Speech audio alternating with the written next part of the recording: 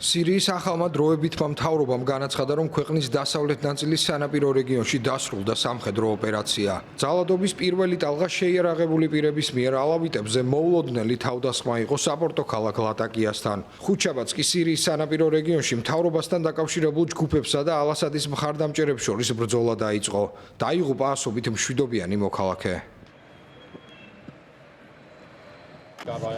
الوالد كان بيشتغل مكتب تاكسي. მამა ჩემი ტაქსის კომპანიაში მუშაობდა. დამასკოში გამოძახება ჰქონდა და სამუშაოდ წავიდა. როდესაც საღამოს სახლში ბრუნდებოდა, მოკლეს. მზის ჩასვლამდე საგუშაგოზე გააჩერეს და მოკლეს. ბრძოლის ქარცეცხლში მოექცა რამდენიმე საავადმყოფოც. ჯაბლეის საავადმყოფოს ექიმები აცხადებენ, რომ 24 საათის განმავლობაში შენობიდან ვერ გამოდიოდნენ. يعني حتى تخلوا عننا نحن الاطباء الموجودين. საავადმყოფოში დაგვტოვეს ექიმები, დერეფნების სავსე ასაფეთქებლებით. მთელ შენობაში ჩამსხვრეულია მინები. ისინი საოპერაციო დარბაზებში შედიოდნენ. არც ვიცით რა საკეთებდნენ. საშინელი მდგომარეობაა. يعني الوضع كارثي جدا بالمشفى. მთავრობამ განაცხადა, რომ რამდენიმე დღიანი ბრძოლების შემდეგ კონტროლი დაამყარეს სანაპირო რეგიონზე.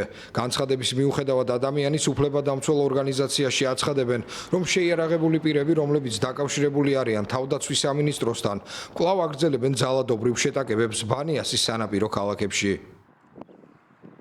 სირიის ადამიანის უფლებათა დამკვირვებელი ორგანიზაციის მონაცემებით, სირიაში დროებითი მთავრობის უსაფრთხოების ძალებსა და ბაშარ ალ-ასადის მხარდამჭერებს შორის შეტაკებებს 1130 ადამიანი ემსხვერპლა, მათ შორის 830 მშვიდობიანი მოქალაქე.